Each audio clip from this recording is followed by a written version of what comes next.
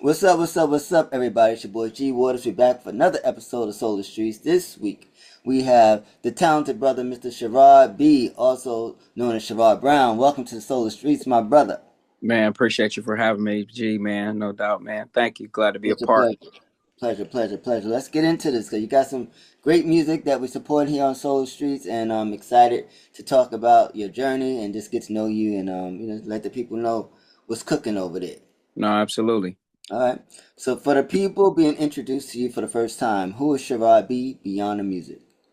Beyond the music, businessman, father, um, Christian, a person that, is I always say I'm just super down to earth. I'm easygoing, man. I like to take care of my family, uh, heavily and family involved. Just coming up, from the city of Lorain. Grew up, I play ball, still do my thing on the court, just outside of the music, man, just your everyday. I just try to be just your everyday, easygoing guy, man. So, that's it's a lot of components to me, outside of music, but music is a good part of my makeup, but more to me than, just quote unquote music, but Okay. An all-American black brother with the gift of vocals and stuff. yeah, Okay. doing its thing. I ain't mad at you. All right. You describe your sound as bringing timeless soul into the modern era. What does timeless soul mean to you personally? Timeless soul means to me is something that goes beyond genre, it goes beyond demographics, it goes beyond age. Just as artists, just as I've been influenced coming up, my grandfather, he helped me raise me, introduced me to music, from, artists like Marvin Gaye, Stevie Wonder, Earth, Wind and Fire, um, obviously Michael Jackson. That's one of my huge ones, but my guy or whatever. But stuff that you could just put it on, and like I put Michael Jackson on for my son now, and he in the back seat in the car dancing to it like it just dropped yesterday. So stuff How is that's that? Like that's so amazing how his music, how his music just transcends time. Like no matter age, right. like not everybody does that, But Michael Jackson's music really just connects with the child in all of us, regardless Yeah. of your No matter childhood, what. right? Crazy. That's a blessing. That's a blessing. All right. Well, your new album is called Dearly Beloved. What was the meaning behind that title? So Dearly Beloved is the second album and a trilogy album or a trilogy piece that I'm putting out. So my first album is called Love Jones. The second one is Dearly Beloved. I haven't really kind of marked or schemed and got the like last one. It'll have something to do with all like the connection of love and Hmm. then things of that nature. But how I came up with the idea and the thought for my second album, Dearly Beloved, um was a complete compilation of songs, obviously trying to like make them all fit in together cohesively to make Hmm. it make sense as far as the album, but a compilation of love songs that they all don't line up as far as like time as like a complete story, but they're all different like love stories about um different love interests, different experiences in life, that connect and coincide with one another. Hmm. So it's like kind of like a compilation of a bigger letter, an ode that goes out to experience, time, people, women, um, just a whole compilation of things that just transpired over like the my life the last year, that we put together, and now you got Dearly Beloved. No, that kind of leads into this one. When you were when you were creating this project, what did you want listeners to feel from start to finish? Um, just really like a complete like embodiment of work, man. Just from like studying music and being like, a real outside of being a musician, but being a listener as well. Hmm. Something that I learned and I heard from Michael Jackson and Bruno Mars when they do like projects and have done projects. When I look at like Off the Wall, Thriller, and stuff like that, or even like something like What's Going On, and some of Stevie Wonder's earlier work, they don't have like a lot of songs on the project. Hmm. So I tried to, at first it was 12 songs. I compiled it to 9, and I really like. I want to like even when I do like future projects, I really want to stay in that 10 track to like 9 kind of like area, because I want it to be like a project where like you don't want to skip no songs, where like everything coincides with one another. It feels like top to bottom, like you could feel every song makes sense, every song is relatable. Even if it may not be your favorite song, you listen to it and you be like, man, that's not a bad song. It's Right. just it may just not be my favorite. So that was one of the goals and one of the things that I wanted to do with the project, is like make it a complete embodiment of work. Nice. Okay. Your singles, My Phone and Go Slow, have been getting strong responses. What do you think people are connecting the most with? I think people like My Phone, and I know I'm a huge 90s guy. Like I love New Jack Swing. I think Mm-hmm. it's like probably like the up there with 80s disco, soul music, neo. So I think that kind of like New Jack Swing, Teddy Riley type of music is like it was so popular during that area, and people still resonate with it now. So like when I heard the track, I'm like, man, like I really like wanted to like do something with that, and that it just came about. My Phone, I think people resonate with it just because like how we said before, like it's timeless. It feels like that old vibe, but it's still modern. It's still like for today. Um, and I think people just like the record. I think it's a one of my favorable records, a good record, and I think it just goes over well with people.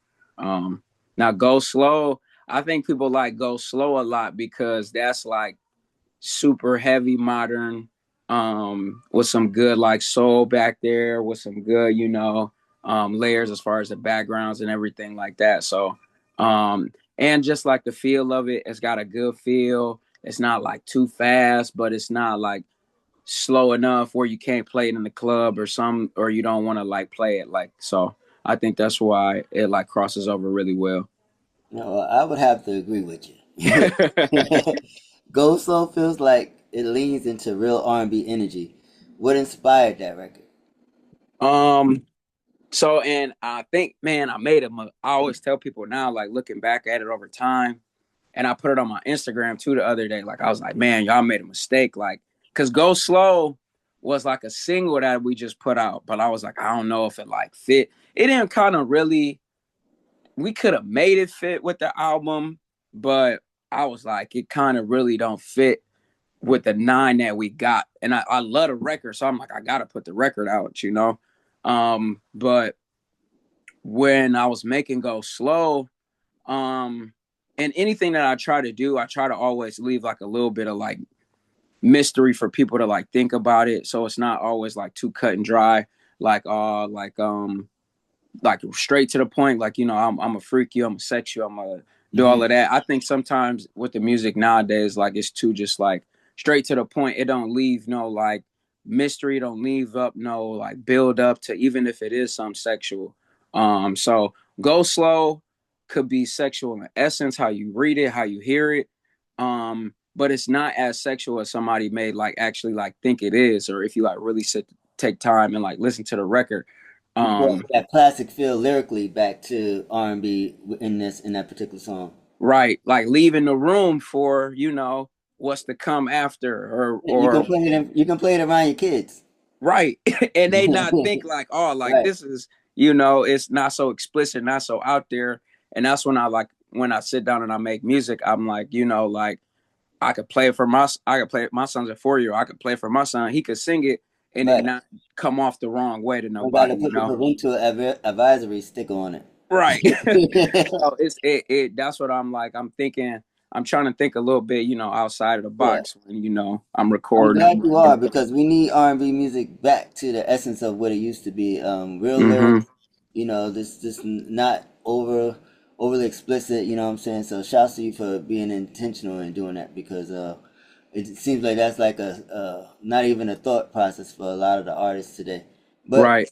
but for some it is. So I'm glad that you Yeah. are And making it's easy too, like even when I'm sitting down writing stuff, like you could just be like, freak me, sex me, max me, sir, or whatever. Like that's like easy or whatever. Take a little right. bit more time to like put behind some real effort to the lyricism. So Yeah.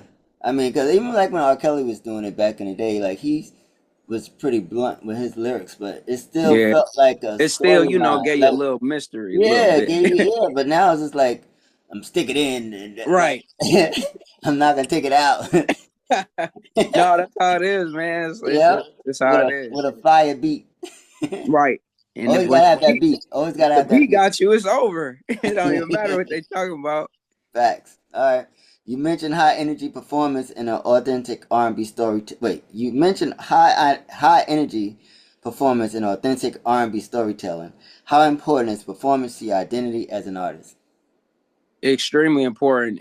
Even like when we're doing shows, um, I've probably done since I've been really pushing into artistry and musicianship, like a little more heavier. I've probably done like double over close to maybe like 20 shows, like the Mm-hmm. last 2 years.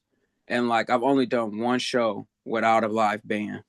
Mm. And I think like I'm like really intentional about that because like when I like watch live shows, when I like watch like the YouTube shows and watch like artists like D'Angelo, watch artists like who else? Even like Stevie Wonder, even like or obviously Michael Jackson's a no brainer, but like even like Prince, like when they like do the whole band, it means so much more to the actual performance and artistry or whatever because you could just get up there with a DJ, pump everybody up, but when you actually could feel the music, I feel like it does so much more for the listeners and for the fans coming. I believe that as well. Yeah. A lot of artists can sing, but not everybody can tell a story. How did you develop that storytelling side of your music? I think that just came with me just like trying to sharpen my pen more. Um, and really like when I first, because at first I was kind of like I still am working at it, but at first I was like really just like a lazy writer, just being honest. But I think over time, like when you like really want to give people like a good product and be like relatable and transparent, like you just telling your story and being able to like really be open about it, it just conveys a lot more to the audience and to fans and people listening. So I Mm-hmm. think that's what like me being open and being transparent to be like, like this is my story, this is who I am, these are the experiences that I've been through. I think it just helps the music be more relatable. Okay, you say you was a lazy songwriter in the beginning. So, what song would you say, where you stopped being lazy that shows that you went a little deeper? I think Wait. something like and it's not one of my it's a song that I like. It's not one of my favorites, but everybody always wants me to perform Love History. It's off of my first album, Love Jones. Okay. It's a pretty it's a sample that I got from what a first sample will be from the Jackson 5, All I Do Is Think of You, Oh the man, it's classic. but the popular one is by Troop, It or depends whatever. how old you are. Everybody like Yeah. that one. Everybody like that one. Depends. But It depends how I old say you are. Because right. we like them all. The song is just great. Period. So this is a Yeah. great song. Because So I even think B5 did it too, and I still yeah, like the yeah, yeah, song, yeah. Everybody but I like B. like. That's where I first heard of that when B5 did it. I'm like, oh, they did this or Okay, whatever. okay. But I didn't know the historical, meaning behind it at the time. But a song like Love History, um, is where like when I was writing it at first, because how I write sometimes I write like if I could get the melody to the song, I could just like plug the rest of the stuff in like it's like music math to me or whatever. That's what I call it. If I can get the melody, I could plug everything in else from there, and the chorus is pretty easy. I'm a good chorus writer.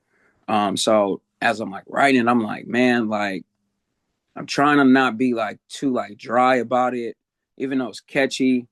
But then in the song, like I'm like the song is a story like top to bottom. It's quick, but it's like if you notice, I always say like if you know the story, you know the story, because it's about a girl who I met at the time of when I was having my son. Me and his mom, we weren't like really on the same page. We knew we were gonna have a baby and stuff, but like we were like, yeah, this probably ain't gonna work out for us. Yeah, you got So some good songs. then You got some good songs with that one. a little bit of That. meaning, right? So then in the song, I'm kind of telling the story like how, I'm kind of caught in a little bit of crossfire because I'm having this baby. I want to do right in the situation, but I also met this girl who sees potential in being with me, but she chose not to. And then in the song, it's like, I'm like, she's like, because the girl, and then writing, sometimes people don't understand, like, you got to kind of tweak some stuff or whatever. But in the song, I'm like, the girl, she like saying like everything that she want, but she like is super skeptical because I got a baby on the way. So it's like real life stuff like Right. happening in the story or whatever. So, that's one of the songs that's like when she was What was the line you said to try to persuade her to still give you a shot, regardless of the baby? I'm like, yeah, I'm like, I'm like, don't think of it like that. Don't. You I'm like, want a this, baby, don't you? But you don't right? want it right now, so you can practice. This is just the situation. But man, you live and you learn, man. And I think in that situation, it just helped me grow just as a Mhm. man, just as a musician and stuff. So I always take it like anything with a grain of salt and just use it for what I can. Of course, of course. How's the baby today? Good, man. 4 years old. I'm in Nice. school and all of that, man. So, whew, All right, that's what's Lord, up, give me man. strength. Yes, yes. Your visual branding feels polished and intentional. The roses, the brown tones, the classic R&B look. How involved are you in shaping your image? Shoot, every like little detail, man, I think matters. Especially like when you're independent. Mm-hmm. Because some of the advice that I got when I first started doing music, because it's like music isn't easy, but it's accessible. Because like I could make a song on my phone, I could record it on my laptop, so like you could just put out whatever you want to put out, but that Mm-hmm. doesn't mean like you actually took the time to like do your cover art, hire a photographer, hire a visual team. And I know could be a little bit costly sometimes, but you got to just really, and what I do is like really just, budget right. I try to plan right, and the vision that I have and see for what I want, to make happen. I just, kind of go with that. And you got to have a good team too. And people being honest with you, like, nah, that don't look right. Go with this one. And, because some of the stuff, a lot of things that I may have went with or picked or whatever may have not always been my choice, but Mm-hmm. it kind of like work out in the long haul. So That's dope. And if you got a team that really believes in you and you connect, then it's kind of like they see you the way you don't see yourself, so they be able to right. help you make decisions that they know that you can produce and make your own. No, absolutely, man. It's definitely important, man, because if you doing everything yourself and you can't really ain't got nothing to judge it by or go by. And, music, I was telling somebody the other day, I think that's one of the hardest things to sell, especially in today's economy, like how like with streaming and stuff, Right, like how it's so just cut and dry. You may get from 50 cents to 10 cents depending on the platform or stream. So right. it's so hard to, sell it. So you at least got to make sure your visuals, your pictures, everything, your branding or whatever is clean as it can be. Yeah, I salute you for putting in that work. You know what I'm saying? Putting the time and the energy it takes to make a project look and sound as great as it does, because it's not easy, and that's what this platform is about. Just trying to, elevate and help bring awareness to the music that you all are creating. So No, thank you absolutely. for staying on that path. You feel me? So we got you are from Cleveland, and one of your posts say Cleveland has a star right now. How has your city shaped your sound and your hunger? um, I don't know if it shaped my sound too much because I feel like it's I don't want to say like highs and lows all the time. Hmm. But we're in a musical kind of like city, so like everybody, any week or any day could be kind of like anybody's moment for real. So right now it's just I got the momentum, so I'm trying to push it as much as I can and in the best way as I can. Um, and I feel like really just like the hunger coming from, like not being like, yeah, I'm the man or not, I'm so much better than anybody, but having the drive and the really push to, want to be great, want to be, like be proud of what I put out to the public. And being able to stand on that. So that's something that drives me, even being from the city. It's a hungry city. It's a gritty, grimy season or city, however you can make it up, but you got to kind of like get it out the mud for real. So I started off doing, just kind of local little R&B night shows. I still do the R&B night shows or whatever, just because that's how we started. Like sharpen those skills. Right. So doing going from them doing that or whatever to getting bigger performances, putting on my own shows, from where we at or whatever. You kind of just got to get it how you live for You know how real. you live. So Facts, facts. yes, that's how it is, man. What's your most proud song you have right now? Probably my most proud song probably is Groove. Probably is Groove. Cause like I said, I'm a big Michael Jackson fan. And like it's you don't never want to like duplicate anybody, but we always are inspired by somebody.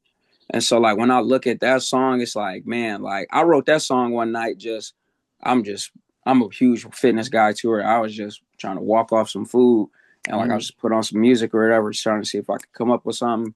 And like it just like I'll be saying sometimes they just fall down from heaven. Like and it just like hit me or whatever. And I'm like, man, like and I really like took my time like putting it together. Like a lot of the songs that like are out now, um, are maybe like a year to like a year and 6 months like old. So that song is definitely over a year old. So like really just being patient, being like pushed in the right direction, like don't rush the song, don't rush the record, and being like, man, this song is like I think when I and like like I was saying with budget and things like that, when I'm able to like really and people like really hear it, put it out there, perform it live, and push behind it, I think it's going to like end up being like a really big record for me. Mm-hmm. Mm-hmm. Do you care about, I mean, because you mentioned a lot about budget. Like, do you feel like you gotta have a budget, but do you feel like the budget is holds artists back, or you think it's lack of creativity and being creative to it not be just about a budget? Right. Yeah, it's a little bit of both, because you got to learn how you got to know how to work what you got, because we Hmm. got all the camera ability in the world in today's society. So it's really kind of no excuses. Like even me, like I'd be like, man, I ain't got no content. I need to hire somebody to record for me. Like I got an iPad, I got a phone, I got two phones. So it's like you could be doing stuff with what you got. I think that's where in times like now with this second go around of my album, where I really learned how to use what I got in front of me. Like we got all the AI too. I think some people use AI maybe a little bit too much, like when they What's do too like much in your opinion? when you like tweaking your face and you doing a Oh, bunch of okay, like yeah, stuff. yeah, Like okay, I think that's a little bit too much. I don't get into that. I try to keep my look natural. right, right, right, But right. like when I need AI to spit out a plan for me, spit out um what's these venues in my local area, like just doing like little stuff like that, that like just takes off to the load, that's like still important. Mm-hmm. That's where you gotta like really be creative, or like create me a flyer, Mm-hmm. or shoot, even now stuff is tools where you could do stuff. You you could create your image and they'll make you a little. I was doing little stuff where it was making me little like little promo clips. It was doing that for me just with like the song title for me. So like Okay. I was doing little stuff like that or whatever and not paying nobody. So you gotta, like you were saying, like, yeah, the budget's important because the budget is important. Where I'm finding out now is in like marketing. That's where people are starting to see me, like when I run ads and stuff Mm-hmm. like that, having like money set aside, your studio time, you whether or not you get your beats from somebody or you making them yourself. That's where you start to like really take some hits. But being creative, it's right there for us. You seem like you tapped into a lot of the social media, like all of the different voices of people talking about the industry and stuff. Like, how do you feel about the voices saying, like, giving advice as far as like, don't do this, don't do that, like talking down on the AI, talking down, like this, like whatever progress that we've made to push ourselves more. It's like it's Hmm. always somebody trying to talk down on it. It's Yeah. like it's taking money out of their pocket, like it's something they used Right. to do. And they like, oh, you doing you like you gotta give somebody a shot. AI is too much. How you Right. feel about that?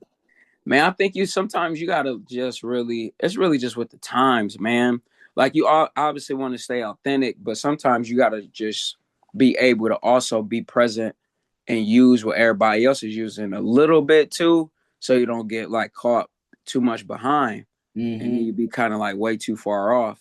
So like whatever works for people works for people. I know for me, because somebody, it was funny because somebody told me like, so with my album cover, I had a photographer do it. We did like all the back work, but then like, cause I'm not like really I'm not a really good graphic design guy or whatever. So I put something in Canva, and then I had a tool I use called Gemini. Mm-hmm. I was like, yo, I'm like, yo, Gemini, can you create the wording in this kind of font and do whatever? And it did it for me. So I'm like, I found one that I like, and spit it out, and I'm like, we rolling with it. But it was funny because somebody was like, look at Chris Brown's album cover, and it was like you could tell like he used a little bit of AI or a little bit of Gem or whatever tool it was. But that just goes to show you, like, if this was Chris Brown using a little Why bit. can't we use it? Right. He Chris Brown. You know what I'm saying? Exactly. And I, at the end of the day, he started out as Little Chris, and now he's Big right. Chris, and Big Chris is using the same things that people are saying that we shouldn't be using. Right. You know what I'm saying? Hey, So it's like you got to kind of get with it a little, yeah, at least a little bit, and it'll save you some. or a lot of it, whatever Right. It'll it save keeps you your some bit money. going.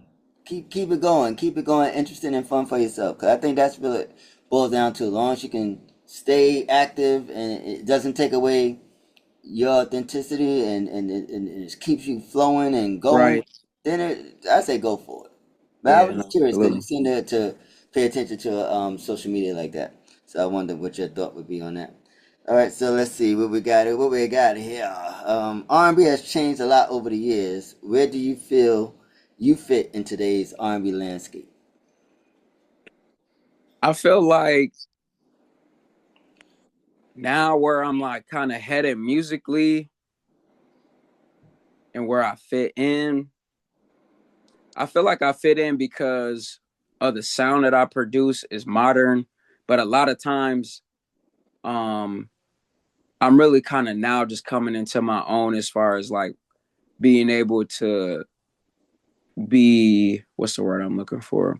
Be authentic, like how we were saying, like with my lyrics, and not be like Mhm. all the way too far gone explicitly, and still be approachable to everybody.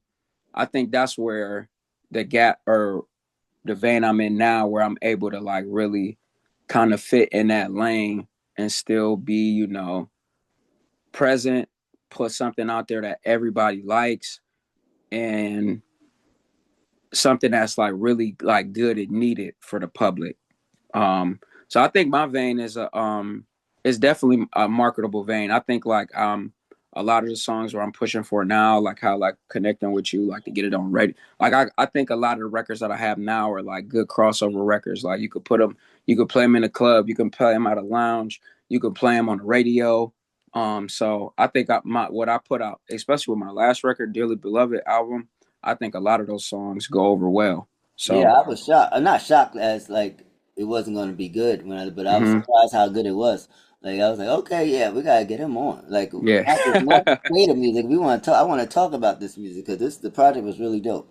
No, thank you, man. Definitely, definitely. When you say your music can bridge nostalgia and what's next, whatever of R&B influence you wait. I gotta say that question right. When you say your music can bridge nostalgia and what's next, whatever of R&B influenced you most? Probably like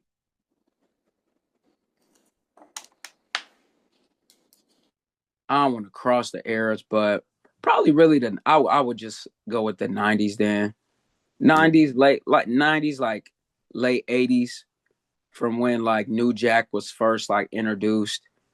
Um, and then you get into, but you still got that era like Boys to Men. You Mm-hmm. got super dope harmony, or like collectives like that.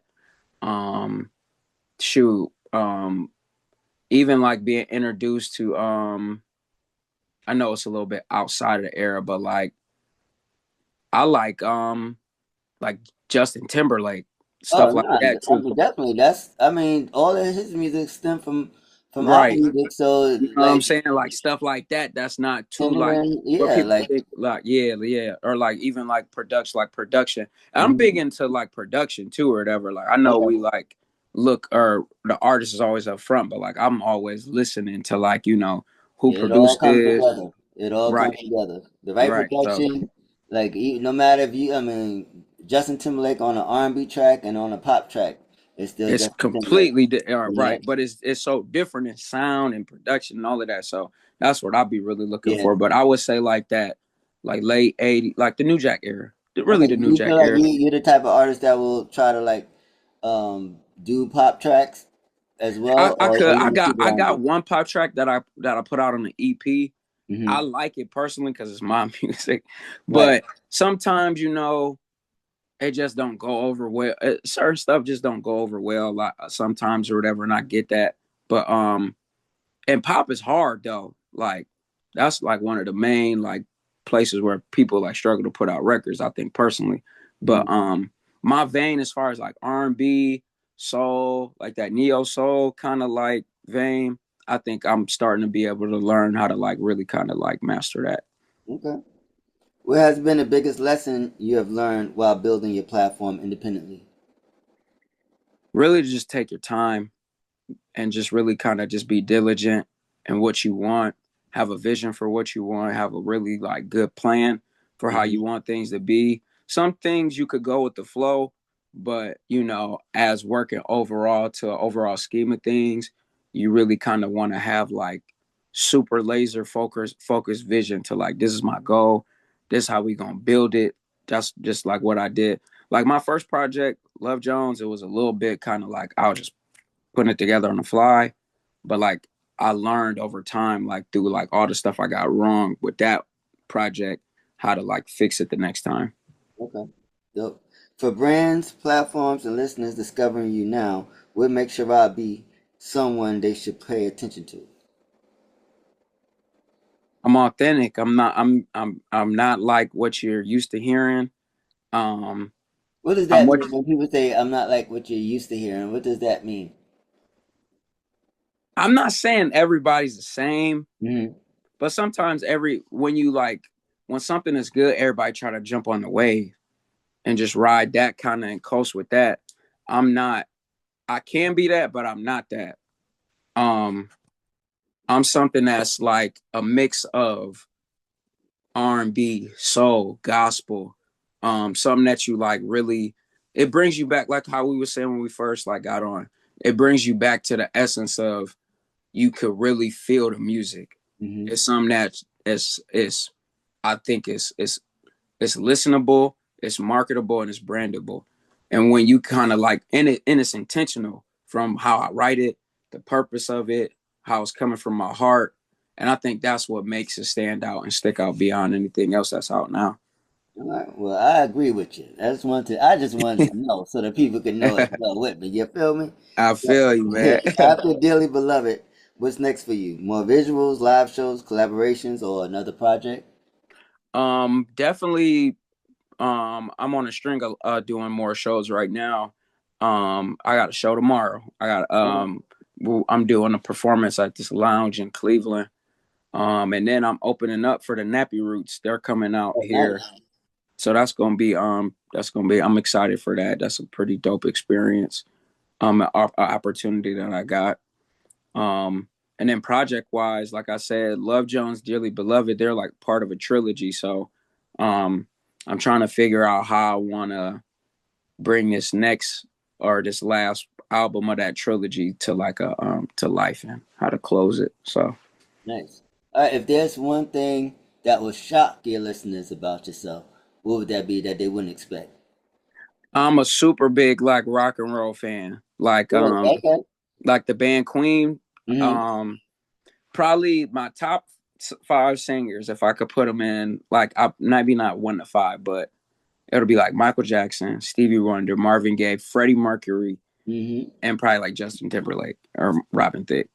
But yeah, Nice. Queen, the Okay. band Queen, they cold blooded, man. They lucky they ain't not black, cause so more. Oh my God. Yeah, I got one more question because you mentioned Michael Jackson's a lot, which I don't have no problem with. But I'm always curious when people say they're big Michael Jackson fans. What do you think about his sister, Janet? Are you a fan of Janet as well? I am a fan of Janet, and it's not it's a good and a bad thing because I don't feel like they get always when you bring up one somebody really don't be like, oh, that's Michael Jackson's sister. I just sometimes I just it until like I really like got of age and like really started studying, I didn't even know that was Michael Jackson's sister. I That's just thought, dope. ain't That's that dope. crazy though? That's I just thought it dope. was I just thought she was Janet Jackson. So, but yeah, no, she's a That's who she is. That's right. who she is. Not Right though, Michael's you don't sister, think but it, Janet and that's how Jackson. you want it. Oh That's how you yeah. kind of want it to be though. You don't Right. want it to like be like I piggybacked off my brother or something like that. She got it out the Exactly. mud on her own. So No, that's dope. I was just curious because you mentioned him a lot. I was like, I wonder where if what he would what would be your answer for that one? yeah, yeah, nah, man. That's dope. How can the people find you on social media and all that good stuff? My user tags are I try to keep them all the same. Thank you. Um, Thank you. and Instagram and Facebook, man. Sharod Brown. Um, TikTok. SB or S Music.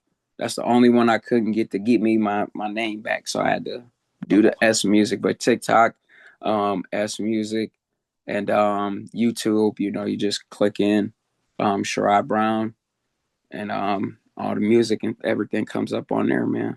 Any relation to Chris Brown, James Brown, Bobby Brown, Jim I Brown? think I think not Chris Brown. You know, he light skinned, but Yeah, I James mean, they Brown. got. I mean, it's different You types of. never know. You They got never different know. You never shades of know. brown. He's a Brown nonetheless. Nonetheless. James Brown, nah, but them I always get that too, man. or, Unfortunately, no, or but Lula Brown. I feel it in the soul. I feel it in my soul, though. That's You all know, that matters. That's all that matters. Yo, right? it's been a pleasure having you on, man. We're gonna be supporting the music. I urge everyone to go stream Dearly Beloved. Check out Go Slow. Definitely gonna have that song and the my phone song on the playlist. We're gonna be Nah, thank you, man. changing them each week and stuff like that. So right now we start off with Go Slow. So that song is fire, and we're gonna switch it up a little bit. So definitely check this brother out. He's doing his thing. Cleveland, yo, that's it's a lot of soulful voices come from Cleveland. So you got a lot of rich history there Yes, sir. to you know what I mean to hold on to. So Yeah, no, no doubt. until next time, my brother, stay safe No, and I thanks for being appreciate you, on G. Solar Streets. Thank you, man. Peace.